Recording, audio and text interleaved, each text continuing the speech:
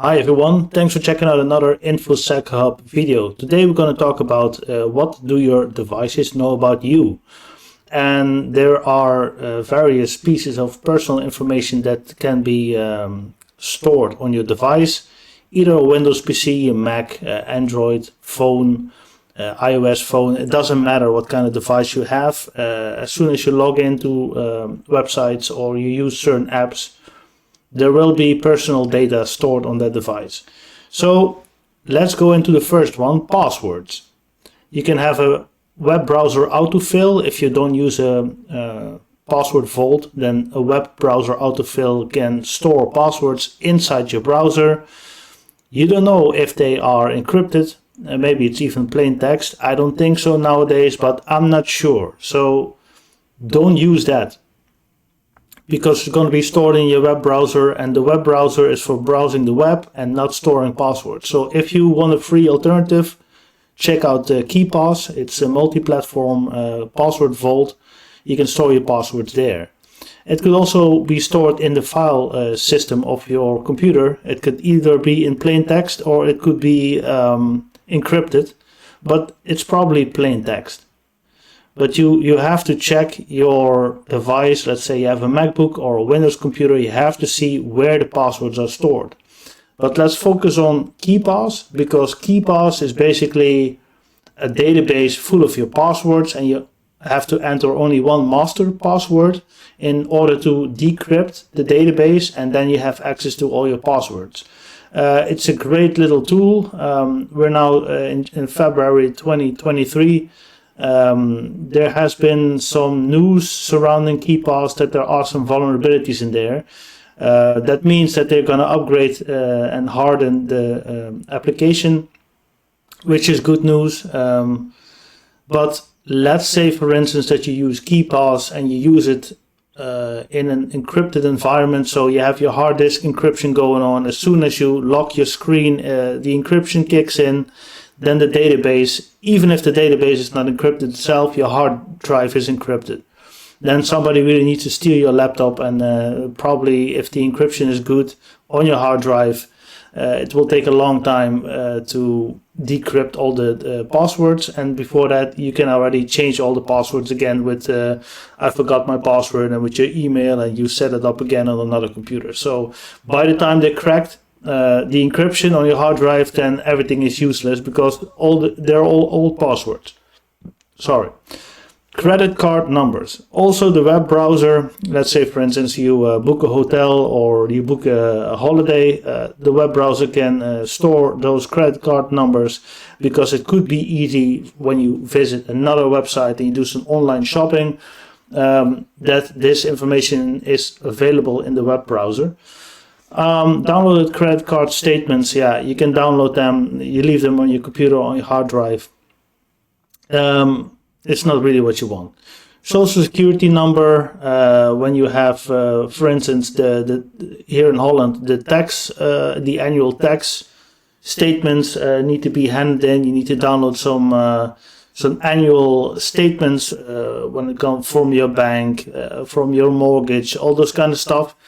It's easy to store on your hard drive. You can store it on your hard drive, but make sure that you encrypt the hard drive. I mean, there are multiple ways to do that for Mac, for Ubuntu, for Fedora, which is also Linux-based, Windows. Make sure that you encrypt your hard drive. It's just an extra layer of security, especially when you work with these kind of sensitive documents. Deleted files. All deleted files, including the ones that are no longer in recycle bin or trash, can be recovered until physical storage space overwritten. Yeah, even if you delete it and you empty the bin, basically, you can still recover it. Or there need to be a new program or document or anything overwritten on that sector of the hard drive. Then it's gone, but you can still restore it. Yeah, just know that. So if you delete files on your OS, it doesn't necessarily mean that when they're gone, they're really gone, because there are methods to get them back. Because a hard drive consists out of a lot of sectors, and if those sectors are not overwritten, then you can still recover it. You have various tools for that, so just be aware of that. When you really want to delete something, do a factory reset or stuff like that. You will format the whole hard drive, and you have various ways to do that. To formatting, you can do the quick way. You can do something that takes a couple of hours just to be sure that like everything is gone. But it really depends on what kind of files they are, and if they are very important to you, and confidentiality is very high, then you should research ways to format your hard drive to make sure that nothing can be found. And if you really want to do a good job, you get a big magnet and rub it over your laptop, and then everything inside the hard drive is dead. You can replace the hard drive, or you get the hard drive out, put a magnet on it, then set it on fire, whatever you want. Then it's really, really, really gone. But that's quite extreme.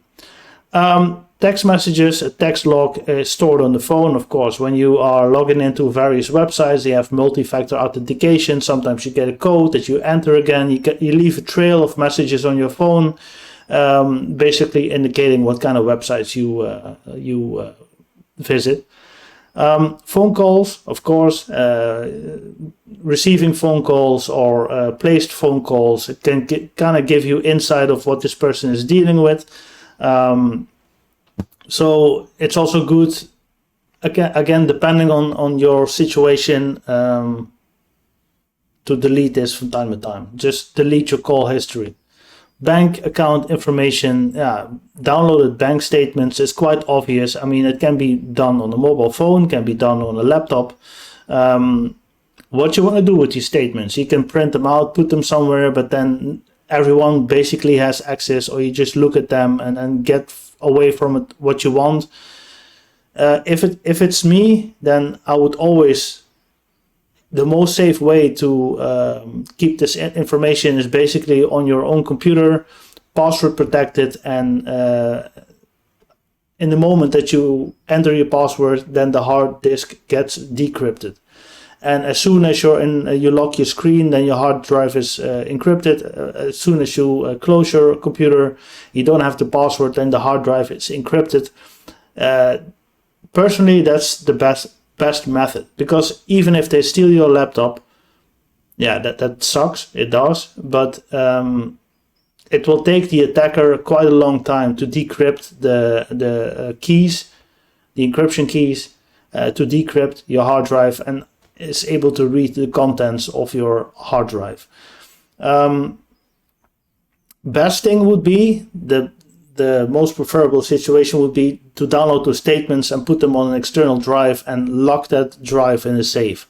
That would be the best, right? That would be the best. Then, and okay, what even better, then you encrypt that hard drive and then put it in the safe. So like the more layers of security you add, the safer it's gonna be.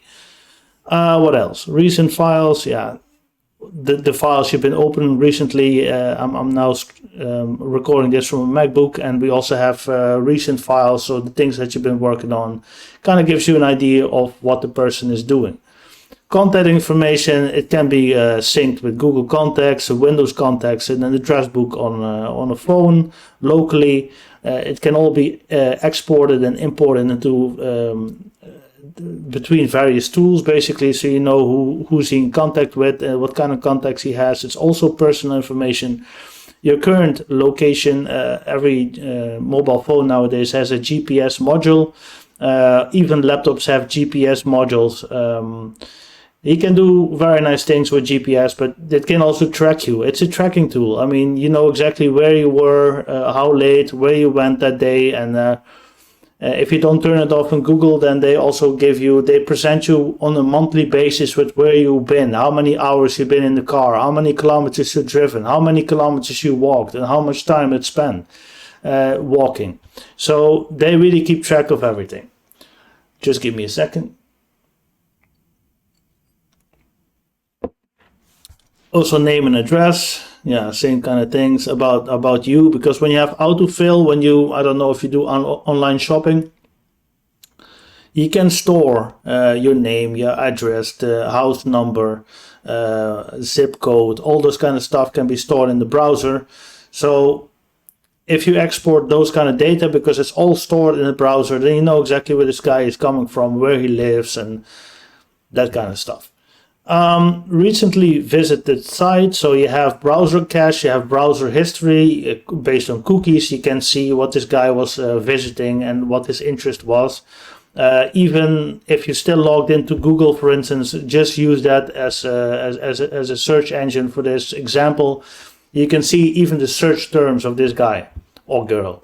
You can see what he was on about, and you can kind of get a psychological profile of the state where this person is in, basically. Okay.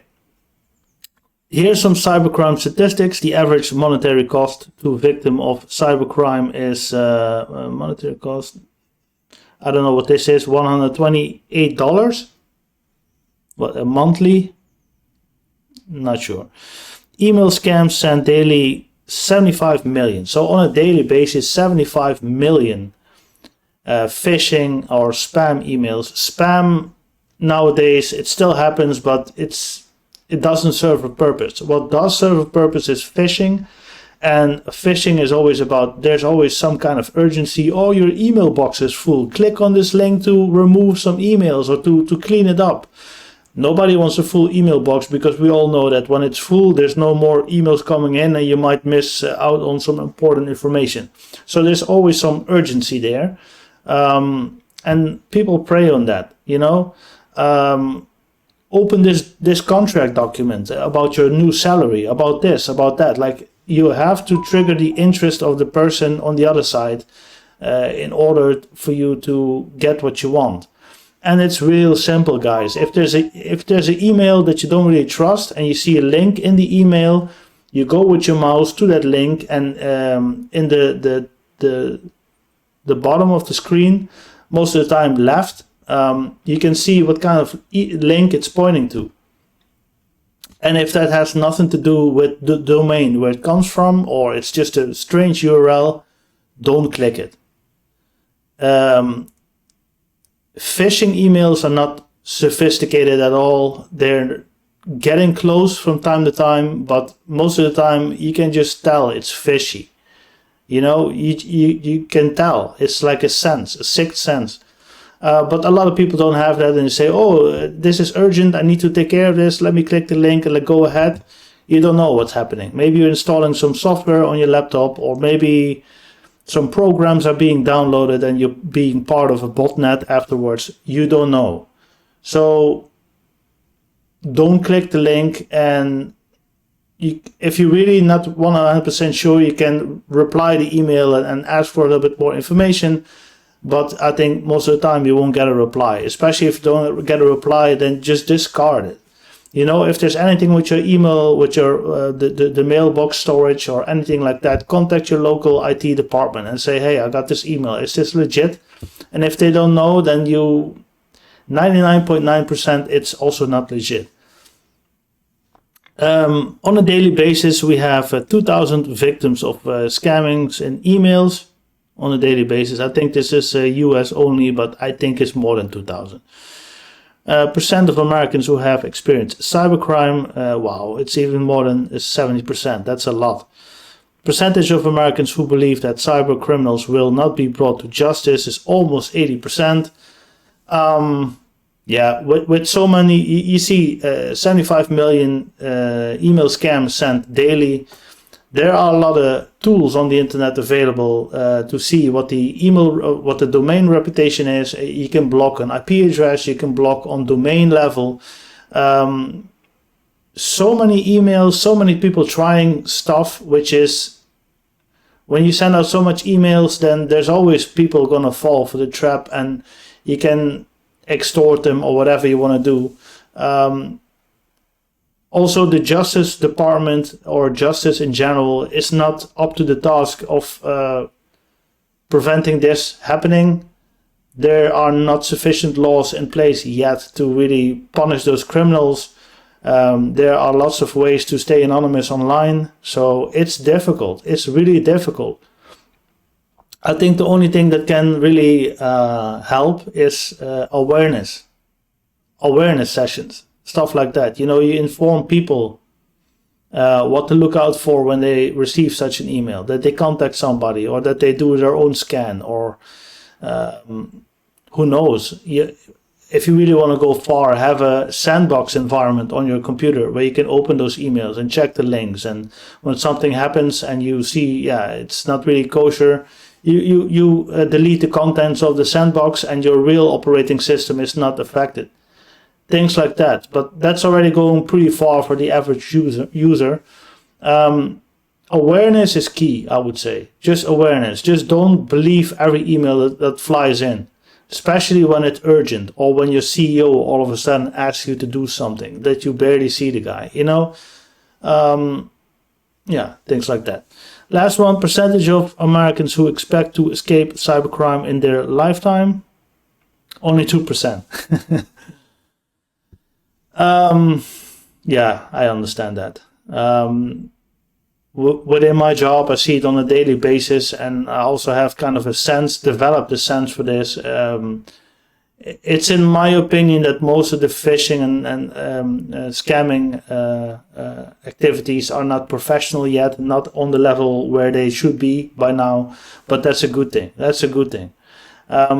But you have a lot of people that are easily impressed by an email, even though they don't know where it's coming from. But it's always like, oh, it's my boss, or it's the CEO, or it's the CFO, and he asked me to do this and that. It doesn't work like that.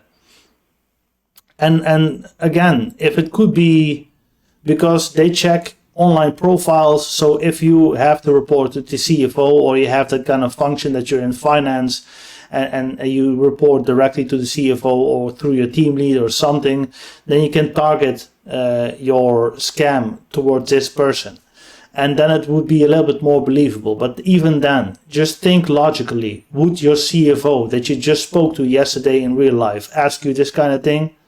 Probably not. And if he did, then check with him.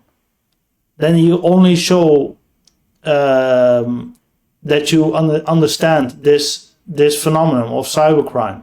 Like, why would you ask me this? You send me this email yourself? And I'm telling you, 99.9% he probably didn't send that email. And if he did, you can still show him the email. So this is exactly what you sent? Okay, then I'll do it. But small things like email links, you have a link in the email, you go there with your mouse and you look at the bottom of the screen, probably on the left side, most often on the left side, and you see the URL. So you know exactly what you're clicking and where you're browsing to. If that URL doesn't make any sense with the contents of the email, then yeah, it's close to 100% that you're being scammed or you have a phishing email in front of you. So that's what I want to leave you guys with today. I deal with this on a daily basis, and yeah, I'm still amazed by the lack of professionality in these emails. I think that's a good thing, especially when those phishing and emails getting more professional. Then we are in a world of trouble, I would say. But we have all kind of various tools to you have email security gateways, spam filters. I mean, on the network level, you can block certain countries, certain domain addresses. So you can even click this link, but you won't get a connection because it's blocked on the firewall. There are so many ways to protect your business this way. But we all want to have open internet and stuff like that. But then this happens. You can also make sure that, for instance, when you click on a link in an email and it has to install software on the back, that you have to give permissions. So you know exactly what's happening on your system. When you are the administrator, you don't need to give permission for everything. You're the admin. When you're a user on your own device and you don't have admin rights and you click on something and something has to be installed in the back, then your operating system will ask you, hey, do you want to install this? And then you for sure know that there's something wrong with this. So then you have more insights on what's happening when it comes to system processes and stuff being installed in the background, and you're more in control. But that really depends on the kind of sector that you work in and the company. Thanks for watching.